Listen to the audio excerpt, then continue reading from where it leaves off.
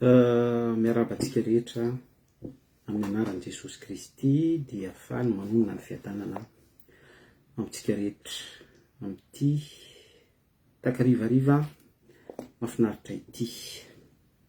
Androantsika dia anakatona n'ity pejy resaka fakana ankerin'ny ity.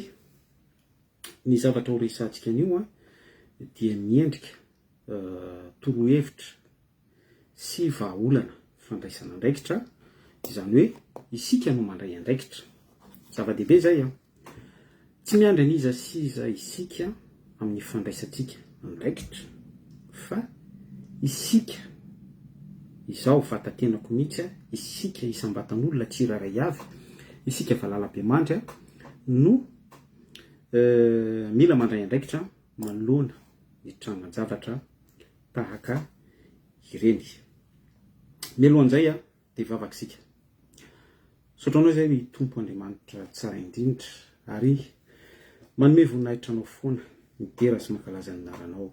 Sotra tompony amin'ny tondrandro anio mbola afahany amin'ny resaka ity lohahevitra anankiray ity ary ho fanakatonanay ity lohahevitra ity. Mangataka ny autorité anao, mangataka ny herin'ny fanahy masinao, anapaka feno ao anatin'ny fizarana rehetra, ny teny rehetra izay ambara, ny soratra masina izay hodiniana ho fakafakaina, ny antsipriany rehetra amin'izany dia aoka Tompo mba ny tena izay tanjonao sy tianao apetraka ahafahanay tsiraray avy ho tonga amin'ny fiovampo makany amin'ny fanompona mendrika amin'ny fanaraka amin'izay takianao.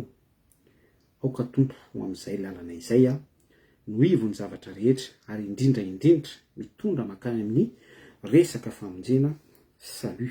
Tononoko ny raha maherinao mba tsy afahany devoly manana akse amin'ny zavatra rehetra izay ambara sy aminay tsiraray avy any atokantrano any. Amin'ny anaran'i Jesosy Kristy.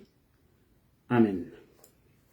Dia ny atopoko tamin'ny farany teotsika dia niresaka fakanan-kerina, anio ihany koa tsika dia mbola miresaka ny amin'izay fakanan-kerina izay, fa araka ny efa nambarako teo dia anio isika dia anakatona ny pejy amin'ny torohevitra sy ny torolalana ny amin'ny fandraisana andraikitra, mifanitsy sahaza amin'izany, miainga avy amin'ny tena ary indrindra mifanaraka ny soratra masina ihany koa izay tena zava-dehibe sy hozaraintsika atao anatin'ny dinika tsotsotra ho voninahitr'Andriamanitra ireriana. Tamin'ny farany teotsika dia nanazava hoe ahoana ny fisehoan'ilay fakanan-keriny izay mianaka be mihitsy ao amin'ny firenena Madagasikara. Dia raha atao rapelina vitsivitsy ilay izy dia misy 4 maintimainty, dia misy olona lehilahy anankiroa na mety mihoatra, possible miovaova satria tsy ho même scénario ilay izy fa manjary vakian'ny olona fotsiny. Ary misy mpanambola ray lalana aminy na mety ho tsy mpanambola ihany koa fa ao anatin'ny déguisement fa ny ao ambadika dia misy resaka teo dia mamoana tao anatin'izany ihany koa tsika dia nanazava hoe inona ny ao ambadika ireny rehetrarehetra ireny. Misy ny resaka trafic d'organe possible izay, misy ihany koa ny resaka ankoatran'izany. Tao ihany koa tsika dia ny resaka ny tontolon'ny fakana, fangalarana voamaso, ny zazavarira sy ny zavatra ohatran'izany, zany hoe tontolo daholo zany zavatra rehetrarehetra izany somary mirazotra avokoa zany rehetrarehetra izany, somary fa tena izay mihitsy le scénario entiny devoly mampahory ny Valalabeamandry malagasy. Ary zay no nentintsika tao anatin'ny famakafakana tamin'ny farany teo. Eny ary Tompoko, manoloana izay tranga izay indrindra ary manoloana ny fiasan'ny devoly, ny fampiasan'ny devoly ny agent amin'izay asa fampiororona izay miseho amin'ny firenena malagasy, fakanan-keriny zany, mampahoro ny fianakaviana, mampahoro ny victime, tovavy araka nambarantsika, tsy isika ny mambaran'izany fa ny zavatra misy no tantaraintsika manodidina ny eo amin'ny 18 ans, 19, 20, 21 eo satria eo mihitsy ilay kritera tena tadiavina ivelan'ny fitsirihana anaty. Miampy ny resaka fakana ra izany satria ao anatin'ilay fakana ra dia ao ny tena ahafahana hoe groupe sanguin ohatran'ny ahoana ity olona ity tena compatible am'le tena filana le zany rehetrarehetra zany de farany hitatsainy devoly avokoa ary izany ihany koa de mana-proof fa tena efa mipetrapetraka lay fantsona réseau zany hoe misy ny hirakiraka coursier ouvrier dia misy ny sponsor ao ambadika ao misy ny efa mpamatsy resaka financement zany zay ny maha-réseau ngeza be an'le izy mahafian'le izy zany hoe tsy resaka halatra gana akory na resaka hoe halabotry halatra vomanga na ohatran'izany fa tena misy tena hoe olona mpiservira Dieu de mamoana be zany ao ambadika eo misy tena hoe fantsona tena matanjaka be zany ao ambadika eo misy tena hoe réseau raha miresaka an'izany tsika dia mitohy amin'ny lafiny ara-panahy hoe tsy resaka devoly ohatrany hoe olona mpinana sigara na hoe devoly olona mandaingalainga na hoe devoly zavatra ohatran'izany fa legiona légion zany hoe misy régimanta zay zany ny ambadiky ny ity zavatra resahantsika ity bref inona ary no fandraisana ndraikitra tokony fitaovam-piadiana hititsika mialohan'izay ary zavatra misy mantsy dia verenantsika amafisina ity fanazavana olazaitsika ity io zavatra io raha tena misy ny hetsika matotra raha tena misy ny fandraisana ndraikitra matotra ary raha tena fanjakana maefa ilay fanjakana dia za de miteny amintsika fa tokony voafe izy io satria maninona no miteny an'izany vao tsy ela ny fitondram-panjakana nanendry jeneraly tsy fantatro hoe firy ny isany bekita fa ireny jeneraly voatendry isa tokony sy isanambara tonga ny ireny araky ny asa mifanandrify aminy sy ny andraikiny dia tokony hitondra impacta eo amin'ny fiarovana ny fiainam-bahoaka sy ny fiainana ny fiainam-bahoaka izay fatry izay nefa ny zavatra misy efa nolazaintsika teto fa efa 10 taona 20 taona 5 taona lasa izay no misy ny resaka halatra taolapaty de betsaka ny efa tratra tam'izany fa hatram'izao dia mbola tsy fongana izay réseau izay de midika fa tsy fiable izay de midika fa tsy maefa ilay fanjakana izay de midika fa tsy matotra ilay système mapetraka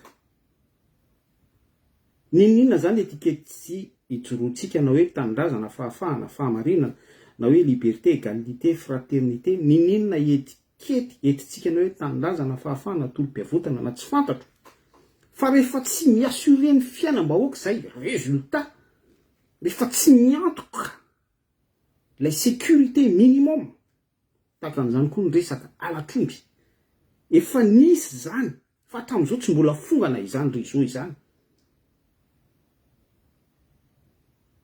de tahaka izay koa ny alatra voamaso betsaka ny efa tratra ny zaza varira bobo betsaka ny efa tratra fa treto tsy voatondro mazava tsara hoe ity ny tena foibe tomponantoka mpamatsy miainga vato ny ordre miainga vato ny baiko ity lay tena mafia réseau mpikarakara sy mpiketrika an'ity tranga mamoehitra tahaka ny izay manjaka betsaka sy manapaka amin'ny tanora malagasy ny antoko mpianakaviana isatsokajiny ao Madagasikara amin'izao vanim-potoana iainantsika izao vanim-potoana resantsika izao de tsy na izany fa ny tranga fakana-kerina izany rehetrarehetra izany dia mamaly ny hoe tsy fiable ilay fitondrana misy tsy fiable ny ambaratonga-pahefana misy ninona fanambarana ataony amin'ny radio télé ainao manjery hoe tsy maintsy nisy ny sazy mienjana tsy maintsy tratra ao anatin'ny fotoana fohy sy ny sisa rehetra araky ny fanambarana sy ny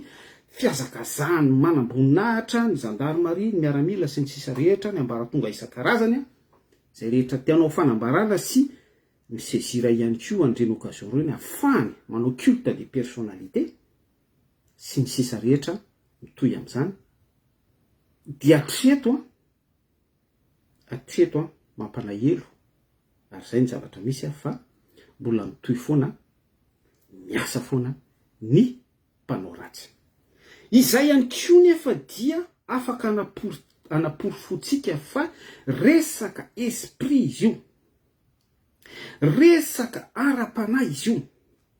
Ary tsika efa mitondra fampianarana teto, efa mitondra fizarana teto tsika ny tamin'ny resaka hoe esprit mianime. Efa nanazava teto ihany koa tsika ny resaka legiona, fanaratsy zany devoly, rizimanta sy ny ohatran'izany. Raha verenana tsotsotra de hoe ohatra hoe raha miditra boîte de nuit de aza mieritreritra mihitsy anao hoe anaty boîte de nuit anao tonga de hitsofoka any de hoe raisy Jesosy Kristy zay misy atao batisa lovonjena, vinareo atao batista, mialanareo amin'ny fahotanareo satria misy esprit legiona any. Karaha tsy manana autorité ny olona anankiray mitsofoka any. De za miteny amintsika fa mety hatra manaina tsy ao anatin'ilay sitrapon'Andriamanitra ho an'ilay olona mitetateta mitory ny ten'Andriamanitra any anatin'ny reny. Ary zay le zavatra nitranga tany Mananjara, nisy tovavy anankiray nanipy-henan-kisoa, nanao blasphème zany izy tamina ladoany anankiray, naniratsira, nanaratsy, salira zany. De niverina taminazy zay ekta zay satria tsy autorité avy any amin'Andriamanitra le izy. Mazava nefa fa bibliquement de esprit legiona no nidirany antsehatra. De zay ihany koa ny zavatra misy ao Madagasikara amin'izao fotoana izao hoe ny zavatra mianimehany reny resaka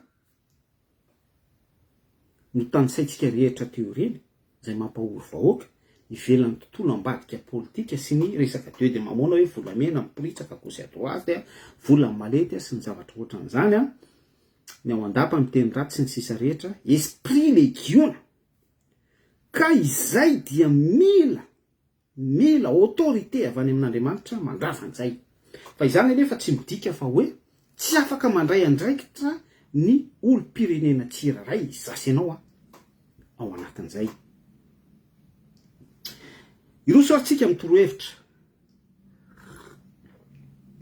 Eny ary tompoko, isika olombelona dia voafaritra hoe corps, âme, esprit. Atombokontsika amin'ny corps le izy, vatana. Ity vatantsika ity no tena azain'ireny mpakankerin'ireny. Ary ato amin'ity vatantsika ity no misy zavatra kinendriny zareo, kendreny. Mety ho taova, mety ho raha, mety ho zavatra isan-karazany araky ny filany. Bref, fezitsika ao anatin'ny atao hoe fakanankeran'izay. Ny torohevitra tokony ho raisin'ny tsiraray na lehilahy na vehivavy indrindra dia etsika de mbola tsy miresaka baiboly fa miainga avy amin'ny conscience. Zany hoe mila tonga saina itsika fa isika dia exposé ety amin'ity zao tontolo zao ity. Na mpivavaka ianao na tsy mpivavaka ianao dia exposé isika ety amin'ity zao tontolo zao ity. Tsindriko tsara izay. Ny baiboly de milaza an'izany. Ety amin'ity zao tontolo zao ity no ahitanareo fahoriana. Dikan'izay de hoe ato anatin'ity izao tontolo zao ity isika, zany hoe isika zany fonosan'ity zao tontolo zao ity. Ny enveloppetsika zany de ity zao tontolo zao ity. Amen. Ary zay no nahatonga anany teny hoe exposé isika, mianjaanja. Mianjaanja isika ety amin'ity zao tontolo zao ity, ety isika mahita fahoriana no iainantsika ety. Zavatra jerentsika rehetra dia zavatra mampahory. Zavatra misy nefa manoloana an'izany. Fatatsika fa izay fahoriana izay de iza no ambadik'izay Satana. Kanefa manoloana an'izay fahoriana izay de tsy misy ilay antsoina hoe fahononan-tena. Fahononan-tena araky ny baiboly Galatiana 5:5, contrôle de soi izy io vokatry ny fanahy. Miainga avy any amin'ny resaka saina, conscience, ny émotion, ny tontolon'ny sentiment sy ny ohatran'izany mila voafehy. Fa tsy izay nefa ny zavatra misy. Tsy izay ny zavatra misy satria vokatry ny intelligence artificielle zay mbola domaine ny Satana ihany koa, satria efa nisy fotoantsika niresaka teto hoe Satana dia manana élite izy, manana savant izy, manana olona intellect izy, manana olona marani-tsaina be izy. Efa vita fifanarahana aminy mifanaraka taminy de misy culte ataon'ireny olona ireny dia mandrato izy, mandranto fahalalana any amin'ny tsy hita maso any izy ao anatin'ny culte izay ifandraisany amin'ny satana en personne dia satana mampita intelligence ao azy dia izay no entiny eo amin'ny fiarahamonina dia miteraka effet cause isan'izany ny resaka hoe 5G 6G zay ho avy sy ny sisa rehetra tahaka an'izany koa ny resaka lamody mety tsy mino an'izany le zavatra resahako zany ianareo fa raha ohatra hoe ny lamody fotsiny ihany dia ny resaka didina akanjo sy ny resaka hoe akanjo zay ny tanjon'ny mpandidy akanjo malaza be ohatra ny Louis Vuitton sy ny sisa rehetra Louis Vuitton resaka saky ohatra hoe caporal sy ny ohatran'izany sy ny marika isan-karazany fa ny tena ao ambadiky reny dia le hoe manaitra filana dia ny tanora génération tanora ny tena samborona ao anatin'le izy satria ny tanora mbola somary teriny any amin'ny tontolon'ny conscience ny fatsapatenany que ce soit hoe spirituel na charnel dia tsy manana n'ilay contrôle de soi fa taitaitra ao anatin'izany ny fahamolana ao anatin'izany ny tontolon'ny filana ao anatin'izany ny fijilajilana sy ny zavatra ohatran'izay dia misezira an'ireny génération ireny reo elitany manam-pahaizana any amin'ny tontolon'ny lamaody dia ampiakanjo ny akanjo sexy ampiakanjo ny akanjo mampidera vatana dia taitra ny fiarahamonina en vague dia mihetsika ny fanolanana mihetsika ny herisetra mihetsika ny zavatra rehetra ohatran'izany tout ce qui sont abominable ary azadio ity fa hoe tout tourne autour du sexe ary fantatry satana zany intelligent zany satana atrany zany zavatra resantsika izany dia mandrabiraby amin'izany satana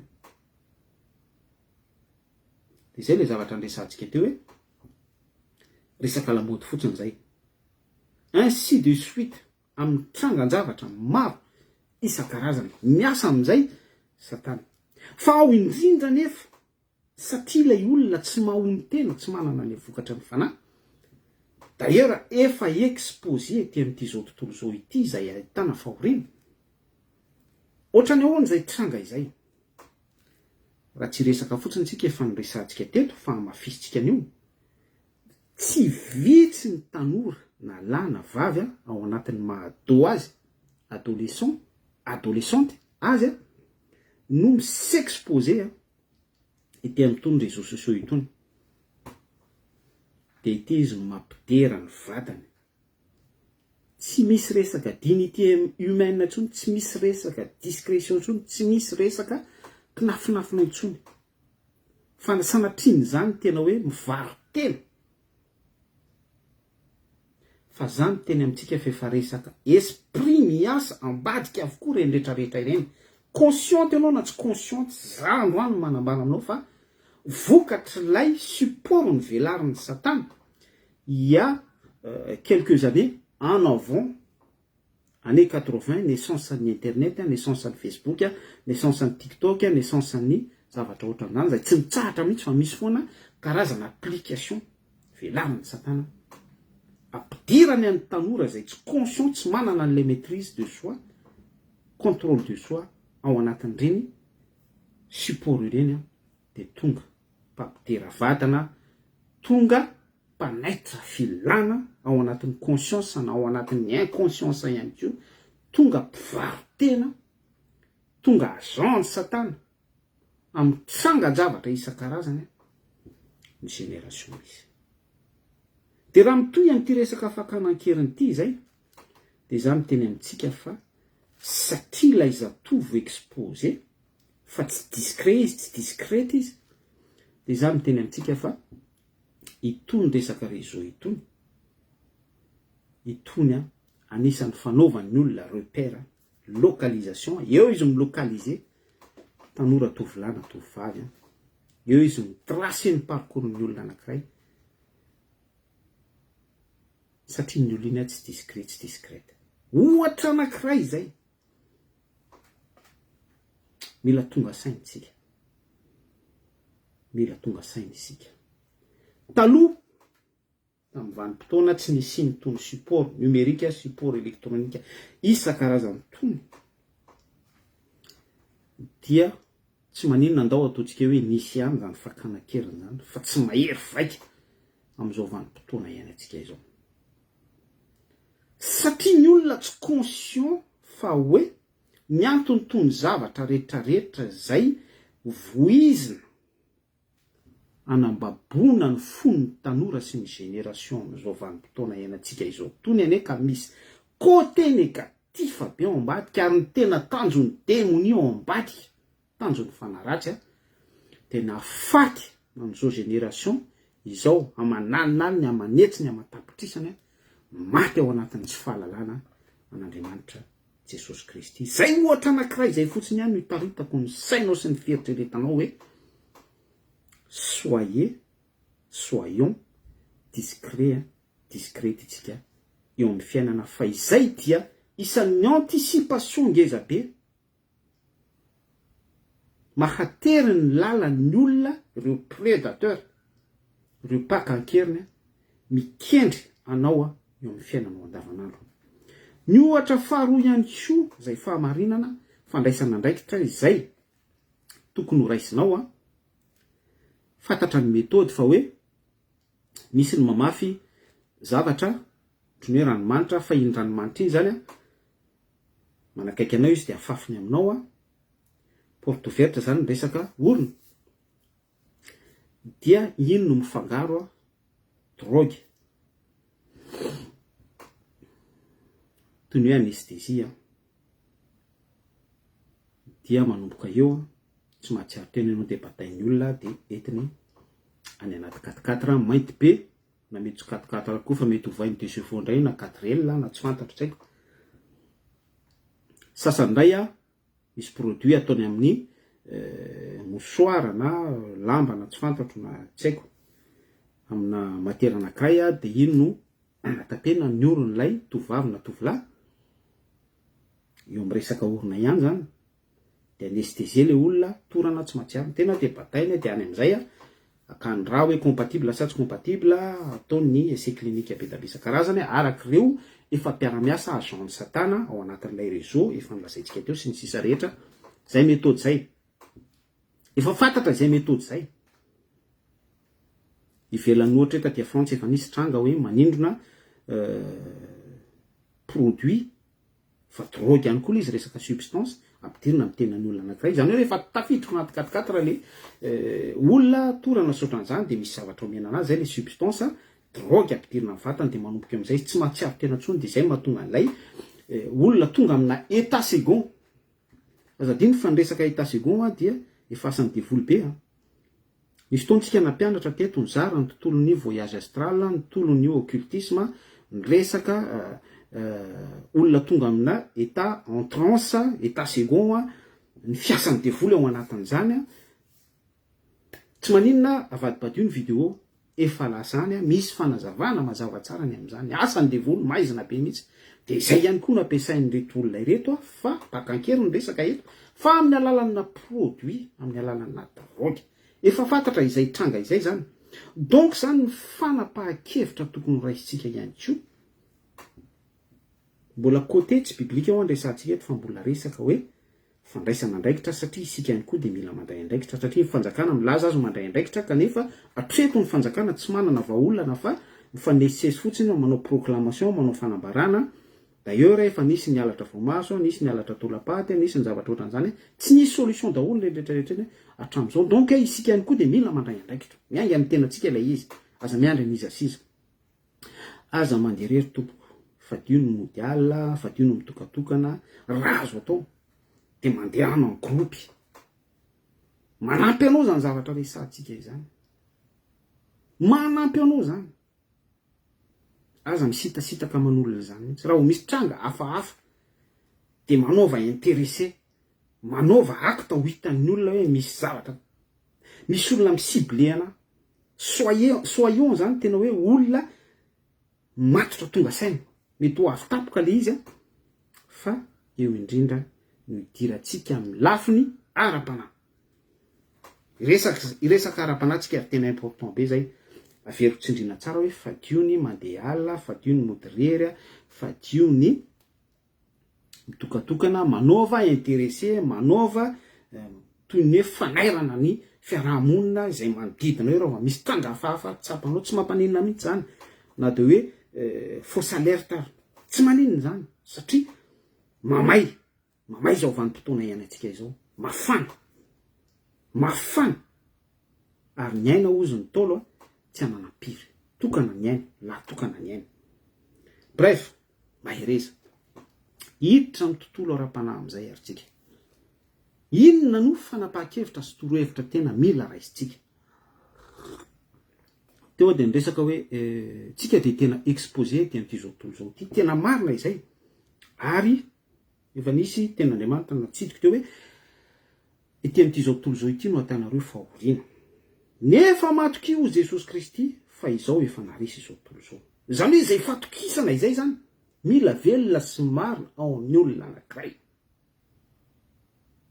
Izay fatokisana izay nefa tsy afaka ho velona ao amin'ny olona anankiray, tsy afaka ho marina ao amin'ny olona anankiray raha tsy ao ny fifandraisana amin'Andriamanitra.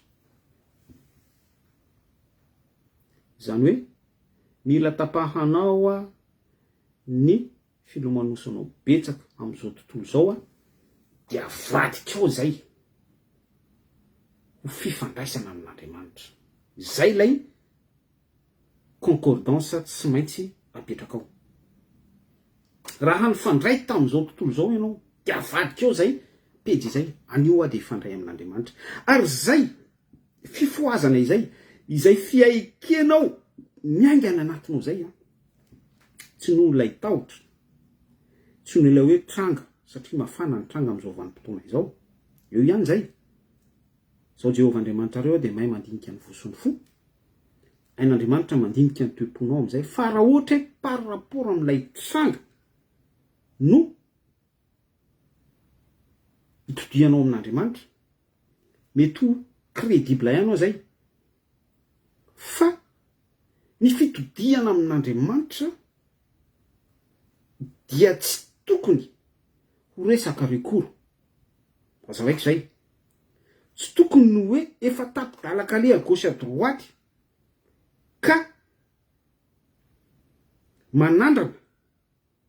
Zay le rekoro mantsy. Rehetra satria tsy netiny taty dia ho andramako indray. Tsy zay le izy. Zay le rekoro. Fa io zany dia misy zavatra, misy fiainana, misy fifoazana mihitsy any anatinao any.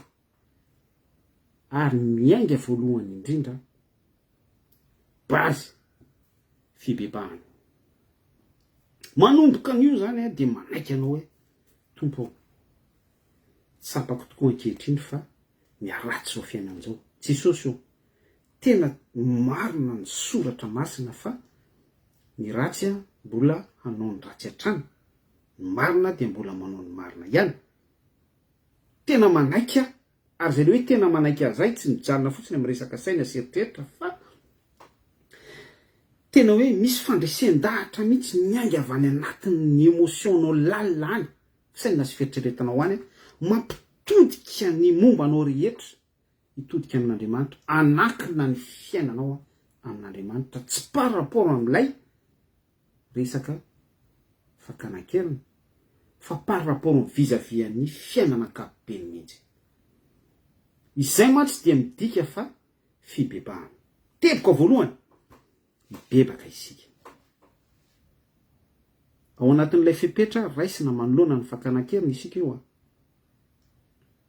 Maninona no miteny an'izany rehetrarehetra izany? Satria isika tsy maintsy allié amin'i Jesosy Kristy, iray lalana amin'i Jesosy Kristy.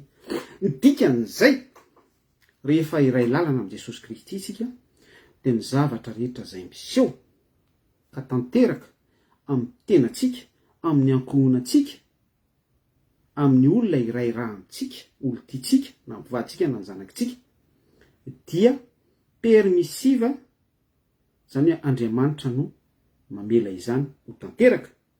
Ny dikan'izay dia misy tanjon'Andriamanitra ao anatin'izay fa tsy ilay tanjony devoly, tsy ilay tanjon'ilay pakan-keriny no afaka manapaka amin'ilay victime.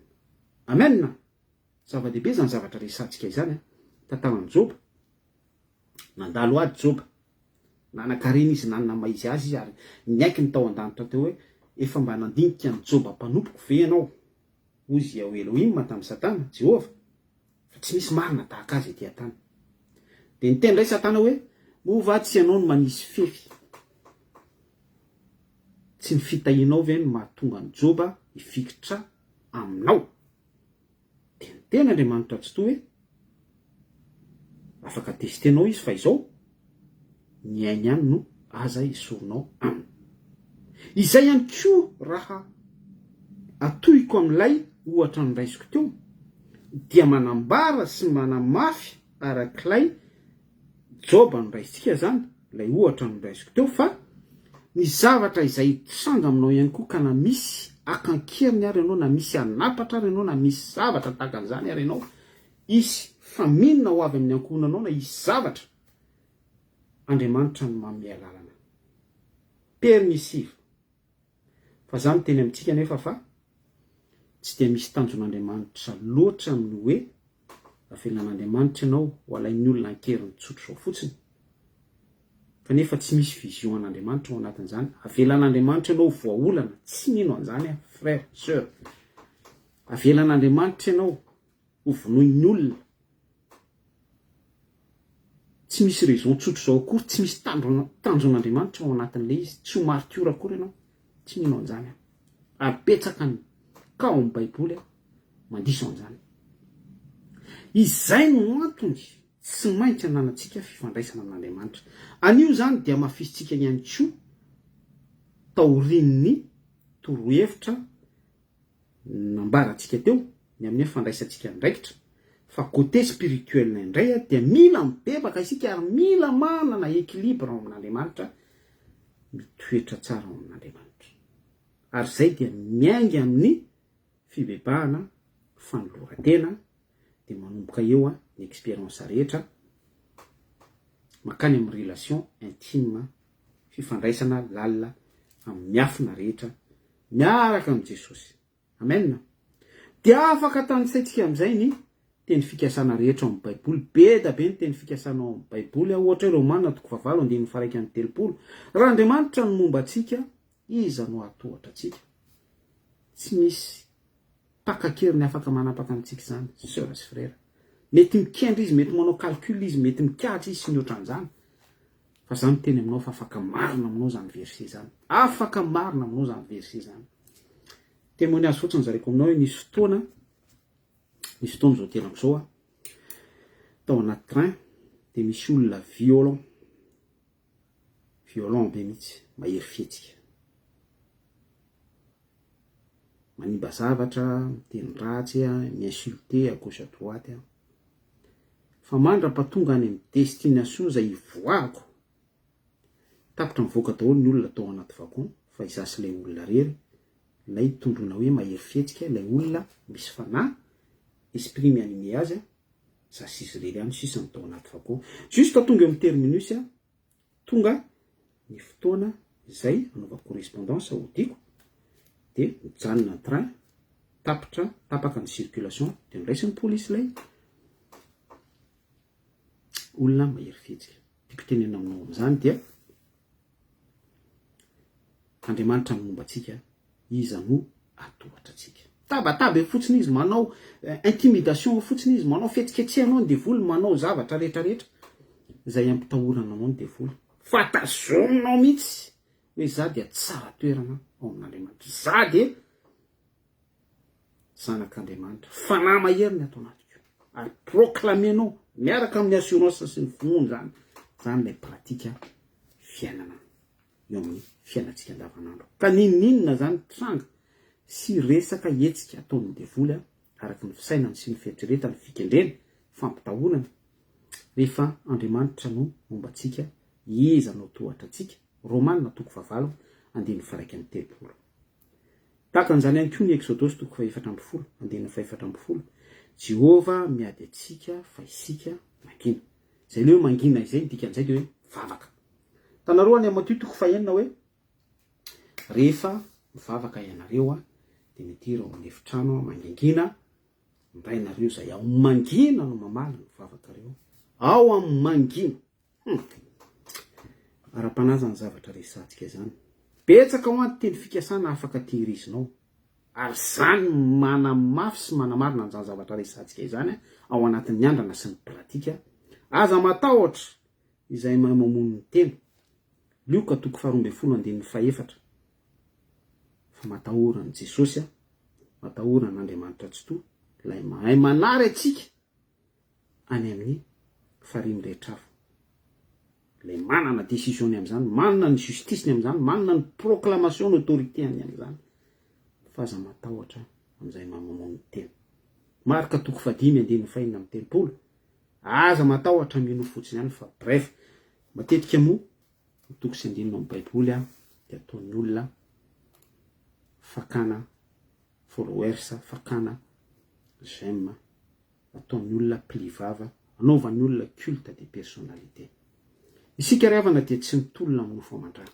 Efesiana no milaza amin'izany ny adversaire antsika dia adversaire de taille ny adversaire antsika dia ao ambadika any amin'ny tsitamaso reny olona manao kidnapping ireny agent lay any amin'ny tsitamaso reny rehefa miady de lay any amin'le tsitamaso no edevantsika isika nefa tsy afaka hiady amin'ilay any amin'ny tsitamaso fa i Jesosy Kristy zay le hoe Jehova hiado anareo fa ianareo kosa angina Exodus 4:12 vavaka ho iaho teo zany rehetrarehetra izany ao anatin'ny fonosana hoe raiso ny andraikitra an'io zany dia manam-pahevitra ianao fifandraisanao amin'ny Jesosy Kristy aoka ianao hiafinao amin'ny Jesosy Kristy fa tsy ho exposé aty anatin'ny réseaux sociaux tsy ho exposé mampiseho fitanjahana mampiseho endrika mampiseho mifaninana ao anaty challenge sy ny watahoata sy ny zavatra ohatran'izany torohevitra zany ataontsika izany sady vérité par rapport amin'izany zavatra rehetra no resantsika izany alleluia dia izany rehetrarehetra izany zany fandraisanao andraikitra zany ao anatin'ny finoana tsy ao anatin'ny tahotra dia fahavalon'ny finoana fa nandramana avokoa ny zavatra rehetrarehetra expérience fa nio anao dia sagia ary indrindrandrindra ao anatin'ny vavaka no anefenao an'izany vo mivoaka ny tokantrano ianao dia apitrao amin'Andriamanitra ny journée anao mivoaka tompo androany ampasahiny ao anatin'ny fotony miaraka amin'ny finoana foazoko ato anatiko ato ianao Jesosy ny mpiandry tsy hanan-java-mahory araka ny teny fikasanao amin'ny baiboly rehetra sambory dia proclameo amin'ny finoana proclameo amin'ny fasahiny fa Jehova afaka mombanao ary rehefa Jehova no mombanao tsy misy afaka hiado anao tsy misy afaka ny atohatra anao zany zavatra vitsivitsy any no zaraiko atsika tato anatin'ity fizarana ity raiso ny andraikitra say sika tsy mitolona amin'ny nofo amandra ny fotoana ny mpianatra ny ondrana tsambokely efa itsika rehetra izy ity Matthieu 7:7-7 Marka 4:4 Luka 4:4 ihany koa misy an'izany tantara izany Jesosy Kristy nampangina ny tafio-drivotra nampitony ny onjan-dranomasina safotofoto be ny fiainana nisy kidnapping nisy mpangalatra voamaso nisy mpamoaka volamena nisy rotaka à gauche à droite miakatra ny PPN zay le safotofoto zay Jesosy Kristy tao anaty sambo fiara fa raha tsy tao Jesosy dia tsy haiko izay ny hafarany mpianatra fo azy Jesosy sekoho eo Jesosy sekoho eo Jesosy eo amin'ny fiainanao fo azy izy image hoe fo azy Jesosy zay proclameo fa i Jesosy afaka mampangina ny onja rehetra sy ny karazana fakanan-keriny ny mpanapatra eo amin'ny fiainantsika mahereza tompoko lasy tompoko vavy mirary soantsika rehetra amin'ny anaran'i Jesosy Kristy sotranao tompo ny amin'ny teny voambara sy voazara fondatra honao ray tsy to ireo zay ao anatin'ny fanaintainana Jesosy dia ianao no mamangy azy reny mitondra ny teny fampitoniana tononiko sy proklameko amin'ny famondraponao izany. Tenao ny tompo ny visite andren'olona ireny ary mametraka révélation ampon'izy ireo fa ny fahafahana sy ny issue amin'ny zavatra misy mampahory dia tsy misy afa-tsy ny fiverenana amin'ny fitokisana fiarahana aminao ihany Jesosy Kristy. Ataovy marina amin'ny tsiraray izany Jesosy araky ny etaetam-pon'ireo izay mangetaeta. Voninahitra honao ray tsy toa amin'ny anaran'i Jesosy Kristy. Alleluia. Amen. Raha sotrika rehetra dia tahin Jesosy Kristy mamirapiratra eo amin'ny voninahiny daholo. Veloma tompoko.